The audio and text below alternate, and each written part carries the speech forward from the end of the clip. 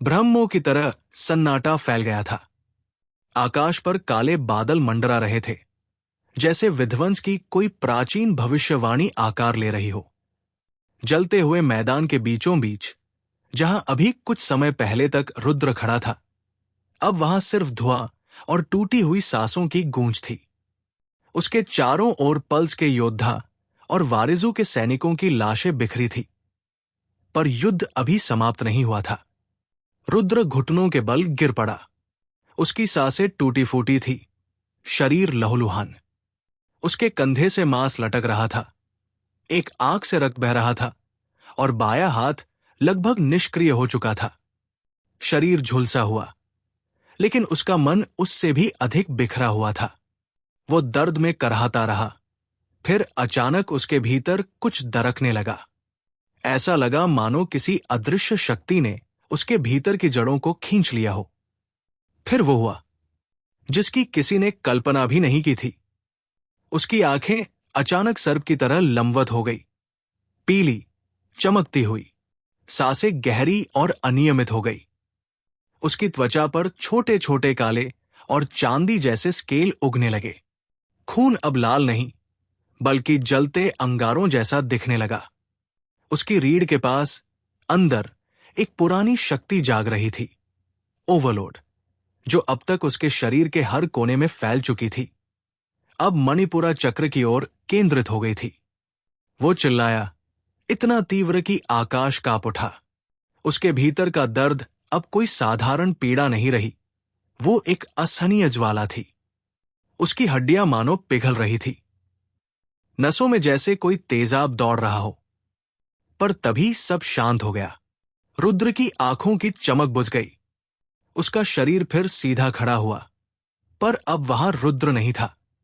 उसकी चेतना जैसे गहराई में डूब चुकी थी, और जो खड़ा था वो था अग्निनाग। अग्निनाग, अग्निस्वरूप, नागों का प्राचीन क्रोध, ब्रह्मांडीय ऊर्जा का जीवंत अवतार। उसकी आंखें अब अंगारों की तरह जल रही थी।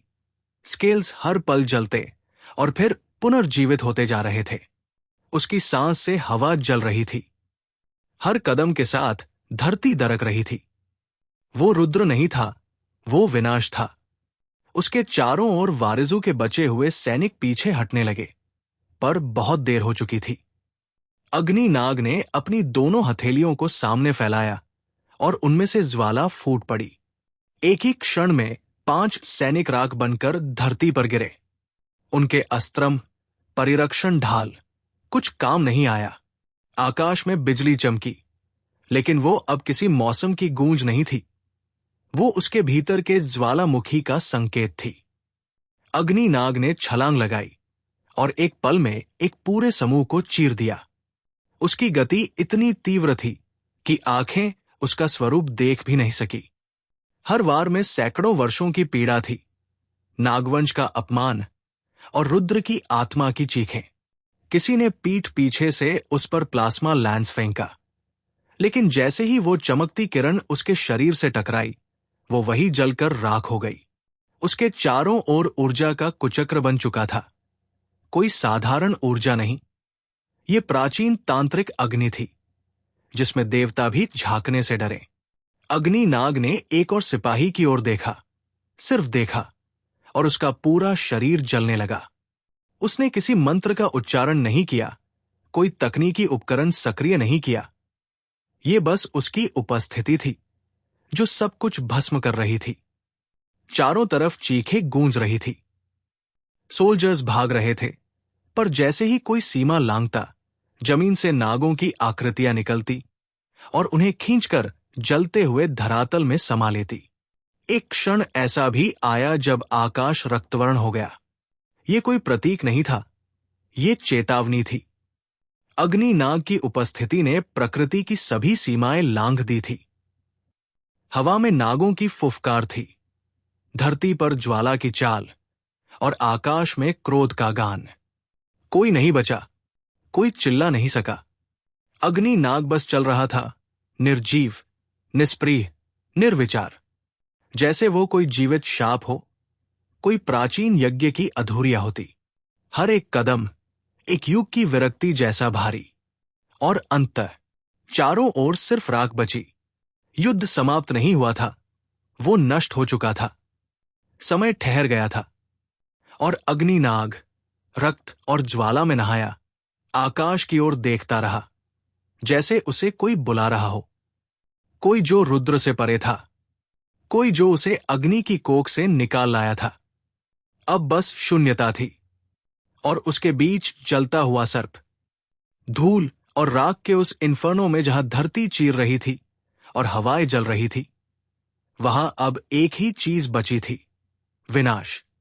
वो इंसान नहीं था, वो रुद्र नहीं था, वो कोई योद्धा, कोई सैनिक, कोई साधक भी नहीं था। वो था केवल अग्निनाट।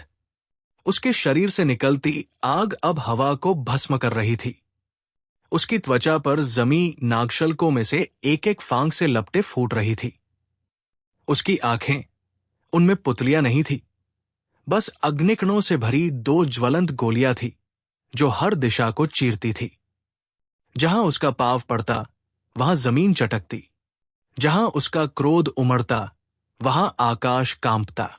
अग्निनाट किसी युद्ध नीति से नहीं लड़ रहा था, वो चेतना से भी परे था। रुद्र का अस्तित्व कहीं पीछे, कहीं गहरे दब चुका था।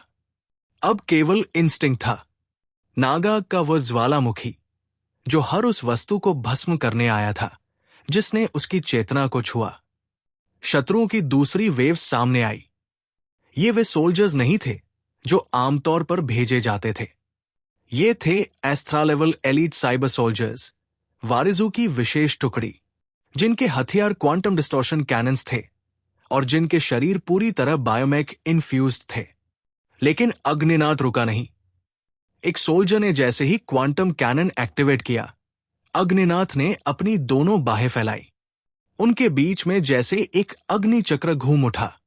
वह चक्र हवा में गूंजा और सीधा सोल्जर के ऊपर गिरा, काटता हुआ, जलाता हुआ। उसके बायोकोड्स की स्क्रीम हवा में कंपने लगी। एक के बाद एक वे सैनिक भागने लगे, लेकिन कोई नहीं बचा, क्योंकि अग्निनाट की गति अब प्रकाश जितनी तीव्र थी। हर कदम पर एक विस्फोट, हर सांस में ज्वाला। पास की एक इमारत से एक वॉर ड्रोन सक्रिय हुआ। उसने स्काईटदर बीम छोड़कर अग्निनाथ को बांधने की कोशिश की, पर जैसे ही बीम उसके शरीर से टकराई, बीम ने ही जलना शुरू कर दिया। अग्निनाथ ने पलटकर उस ड्रोन को देखा और आंखों से दो अग्निकिरणें छोड़ी। ड्रोन हवा में फट गया, मोटे लोहे का पिघलता हुआ मलबा वर्षा की तरह नीचे गिरा। वो अब युद्ध नहीं कर रहा था, वो न्याय नहीं कर रहा था, वो प्रलय था। अग्नि से जन्मा, नाग से गठित और रुद्र की चेतना से मुक्त। उसके रास्ते में जो भी आया वो केवल एक कहानी बन गया। अंदर कहीं, बहुत दूर, रुद्र की चेतना जैसे एक ध्वनि सुन रही थी, बहुत धीमी, बहुत दूर की। रुद्र, रुद्र, ये तू नहीं है।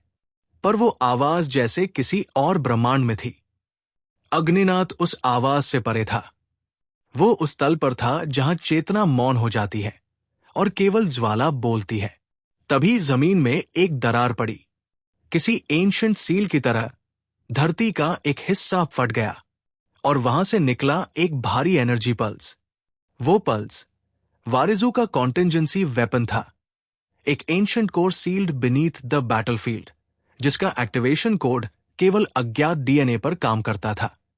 परंतु अग्निनाथ उसका कारण बन चुका था। सील से निकलते ही जमीन थर्राई। अग्निनाथ ने उस दिशा में देखा। उसके शरीर की ज्वाला और भी तेज हो गई, जैसे वो उस प्राचीन शक्ति को चुनौती दे रहा हो।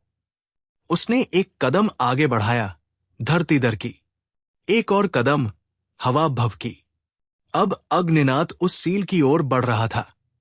उसके चारों ओर की हर चीज जल रही थी। मशीनें, टैंक्स, ड्रोन्स, सब राख हो चुके थे। केवल एक अग्निदेवता था जो अपने अगले शिकार की ओर बढ़ रहा था। उस अग्नि की लहर अब मात्र एक दृश्य नहीं थी, वो एक चेतावनी थी ब्रह्मांड को। हर ज्वाला जो अग्निनाथ के चारों ओर घूम रही थी, उसकी गति अब स्थिर नहीं थी। बल्कि लयबद्ध हो चुकी थी, जैसे ब्रह्मांड के किसी प्राचीन यंत्र की रचना दोबारा आरंभ हो चुकी हो। धरती फरती रही, और जैसे ही सील पूरी तरह खुली, एक विशाल काले रंग की गोल आकृति हवा में तैरने लगी। उसकी सतह पर नागमय आकृतियां, श्लोकों के जैसे घूमती इंस्क्रिप्शंस, जो लाल और जामुनी रोशनी में धधक रही थी। ये था अग्निशील। ये कोई मशीन नहीं थी। ये कोई साधारण अस्त्र भी नहीं था। ये वो वेपन था जो देवों और असुरों के युद्ध के समय निषिद्ध घोषित किया गया था, और वारिजू ने उसे जमीन के भीतर गाड़ कर रखा था, कभी न खुलने देने के लिए। परंतु अब वो खुल चुका था। अग्निनाथ की दृष्टि उसमें समा गई। उसकी आंखों की अग्नि उस ऑर्ब की चमक से टकराई। दोनों शक्तियों के बीच वायुमंडल की साख गिर गई। पास के वृक्षों की पत्तियां एक झटके में जलकर राख हो गई। अग्निशील से अब एक आकृति निकली, शत्रुवंश। 12 फीट ऊंचा, धातु और जीव का सम्मिलन। उसका चेहरा नहीं था, केवल एक गड्ढा था जिसमें से वॉइड लहराता था। उसके पंख अग्निमय थे और हाथों में प्लाज्मा क्लॉस। ये संरचना केवल नष्ट करने के लिए बनाई गई थी, विशेष रूप से उन प्राणियों के लिए जिनमें अवेकन सर्पेंट डीएनए हो। वो अग्निनाड की ओर बढ़ा। एक क्रूर शांति छाई। फिर अगले ही क्षण दोनों शक्तियां टकराईं। उनके बीच पहला प्रहार वायु को चीरता गया। अग्निनाथ ने कोई रणनीति नहीं अपनाई। वो ज्वालामुखी था। उसके पंजे से जो लपट निकली, वो सीधी शत्रुवंश की छाती में जा घुसी। लेकिन वो मशीन झुकी नहीं। उसके प्लाज्मा क्लॉस ने पलटकर अग्निनाथ की पीठ पर वार किया। एक पल को शल्क टूटे, पर तुरंत ही जलती हुई त्वचा ने स्वयं को फिर से रचना शुरू किया। अब अग्निनाथ का शरीर और भी उबलने लगा। उसकी रीढ़ की हड्डी जैसे पिघले लोहा बन गई थी।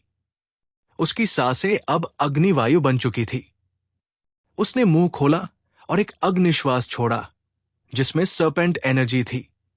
वो लपट हवा में नहीं, अस्तित्व में छेद कर गई। शत्रुवंश उसका सामना कर ही रहा था जब अग्निशील ने ऊर्जा छोड़ी। अब वो ऑर्ब अग्निनाड के डीएनए को पढ़ने लगा। उसके कोड को स्कैन करता गया, डीकोड करता गया। नागवंश, अग्निवांश, दोनों।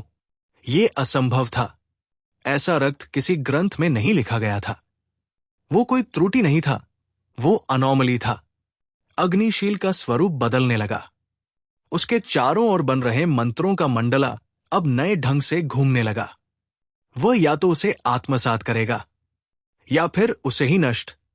शत्रुवंश ने अंतिम आक्रमण किया, पर अग्निनाथ ने हाथ उठाया। उसकी हथेली में जली हुई नागशक्ति के अक्षर चमकने लगे। अग्नि प्लस कूट प्लस नाग संपूर्ण विनाश। उसने जमीन पर जोर से पैर मारा। एक शॉकवेव निकली। चारों ओर की हर वस्तु, मशीन, चट्टाने, भूमि, यहां तक कि प्रकाश भी विकृत हो गया। शत्रुवंश उसी पल जल गया। उसका ढांचा लिक्विफाई होकर धरती में समा गया। अग्निशील कांप उठा। उसकी ऊर्जा अब नियंत्रण से बाहर थी। अग्निनाथ ने ऑर्ब की ओर देखा और उसकी आंखों से 2 अग्निकण बाहर आए। वे सीधा ऑर्ब की सतह से टकराए। फिर हुआ वो जो कभी न हुआ था। अग्निशील की पूरी संरचना इम्प्लोशन में चली गई। बाहर की ओर कोई विस्फोट नहीं, बल्कि भीतर की ओर कोलैप्स। पर वो कोलैप्स खाली नहीं था, वो ऊर्जा छोड़ रहा था। इतनी ऊर्जा की 3 किलोमीटर तक सब कुछ समाप्त हो सकता था। और फिर अग्निनाथ उस ऊर्जा के मध्य में चल पड़ा। न वो डरा, न वो रुका। वो अंदर गया और सीधा उसके केंद्र में खड़ा हो गया। प्रकाश बढ़ा, फिर और बढ़ा, फिर इतना बढ़ गया कि वहां केवल अग्नि थी, और उसके बीच एक सिलुएट, एक जला हुआ नागदेव। उसकी आंखों में अग्नि थी, उसके कदमों में नाश। फिर उसकी भुजाएं ऊपर उठीं और उसने एक अंतिम गर्जना की। नागाय अग्निरूपाय नमः शब्द गूंजे और पूरे क्षेत्र में प्रलय उतर आई। कोई टावर खड़ा नहीं रहा, कोई डेटा वॉल जीवित नहीं रही। अंत में शांत, केवल राख, केवल एक आकृति धुने और अग्नि में लिपटी।